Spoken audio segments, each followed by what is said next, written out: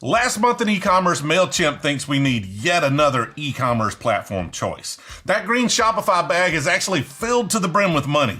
Gen Z wants you to at least take them to dinner before you sell them something.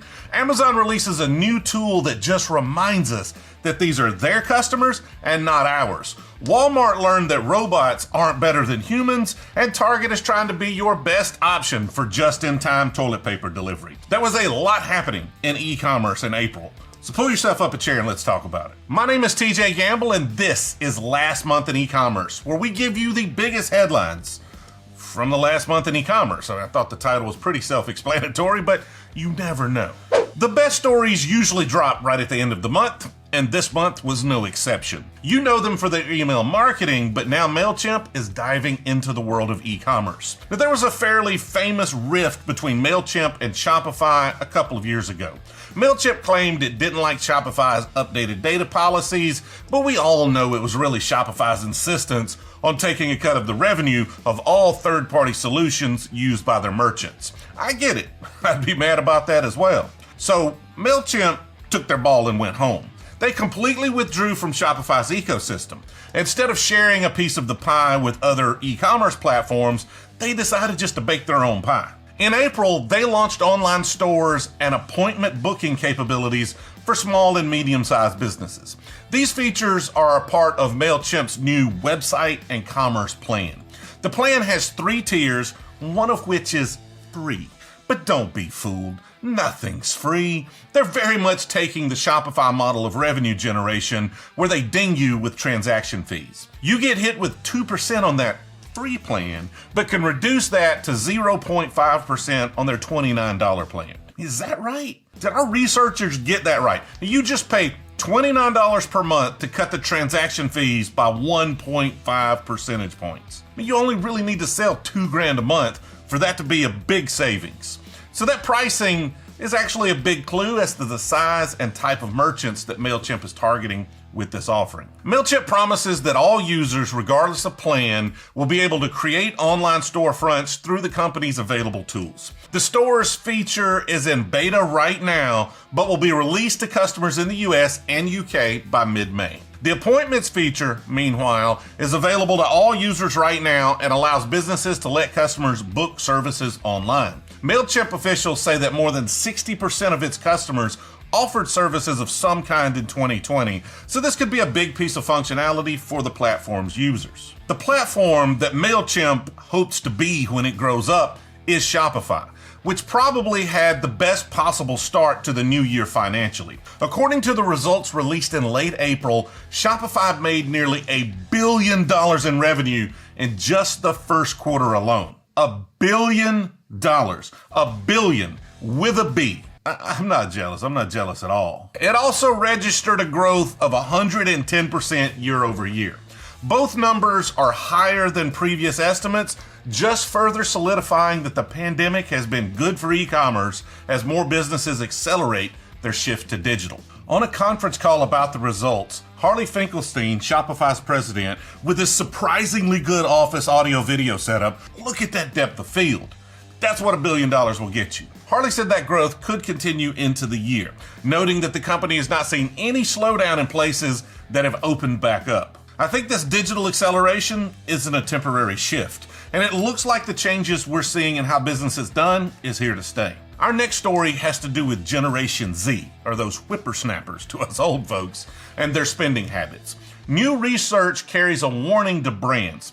Get your ass online and focus on user experience, or you're not going to survive. Research firm Advantis surveyed more than 2,000 people, about half of them aged 18 to 24, and found that more Gen Zers see digital shopping as an experience rather than a transaction. The survey concluded that Gen Zers absolutely demand a great, personalized mobile experience and speedy delivery. It's their product and they want it now. And while digital shopping has increased, brand loyalty has not.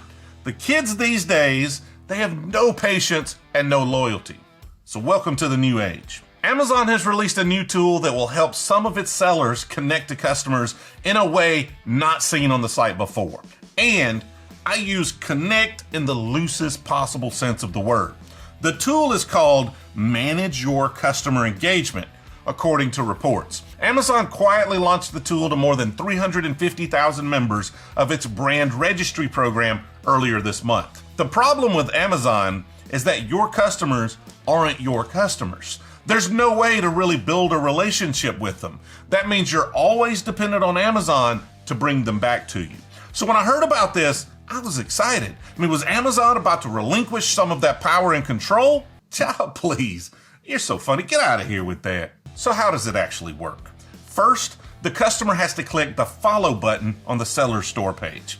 Amazon officials say then the seller can reach out to them over email about promotions and new product availability. While the seller will receive data based on their marketing campaigns, the data of the customer will remain private. In other words, you can contact them and they'll tell you if you received any orders from it, but it's still filtered through Amazon and you don't know who those customers are. And businesses have been asking Amazon to enable this and other features in an effort to connect with customers for a while now. Well, ask and ye shall receive, although I'm sure you were hoping for a bit more of a direct connection to your customers, but it's never going to happen with Amazon. Robots are someday going to take over the world. At the very least, they're going to take over low-paying jobs, right? I mean, haven't we accepted this as inevitable? Well, in our next story, Walmart has learned that more technology is not always more better. According to a report from the Wall Street Journal, Walmart is getting rid of its automated pickup towers that were put in more than 1,500 stores across the U.S. The towers serve, or once served, as a place for people to pick up their online orders at their convenience. Officials with Bell & Howell, the company that made and sold the towers to Walmart, said that about 300 of the towers are going away completely while the others, quote, will be hibernated. What does that even mean? Why do we always need some fancy term to make everything sound so awesome? I mean, most of them are getting crushed and we're dropping a few in storage. There, it's simple. We don't have to try to be fancy about it. A Walmart spokesperson told the Wall Street Journal that the towers are being phased out because curbside pickup and online delivery have become more popular in recent months. Wow. Walmart figured out that people would prefer that you actually bring their online orders to them instead of having to walk inside the store and deal with your fancy robo-lockers after you've ordered something online. Who'da thunk it? Target is testing a new delivery method that could get items from their website into people's hands faster. Target's plan includes what's called a sortation center. I mean, really, I'm not kidding. That's what they called it. Apparently, a sortation center is a building which company officials say will help local stores pack and send out orders more efficiently. The first sortation center of its kind opened last year in Target's home market of Minneapolis, where the new delivery method is currently being tested. Basically, you place an order on Target's website for local delivery. Then they pull the products from the store and send it to a central facility for delivery. Now, I definitely have some questions on how much more efficient that would be, but Target knows more about their business than I do, so we'll just go with it. Now, Target says its sortation center in Minneapolis will serve every store in the Twin Cities metro by the end of April. There's no word yet on whether this plan could arrive in other areas. And there we have it. Those are the things that you need to know about what happened last month in e-commerce. The YouTube isn't going to spread this if y'all aren't commenting and hitting the like button. So I need some reason to ask for a comment, but I suck at asking for things. So let me know what you think about these stories down in the comments. Let me know the weather where you live. I don't care what you comment, just leave me one. I appreciate you watching, and I'll see you next time. My name is TJ Campbell, and I'm the CEO and founder of Jamerson, where we help businesses like yours take those next steps in their e-commerce journey. If you're ready to improve your business and looking for help, go to jamerson.com/go, and I look forward to speaking with you. I appreciate you watching, and I'll see you next time.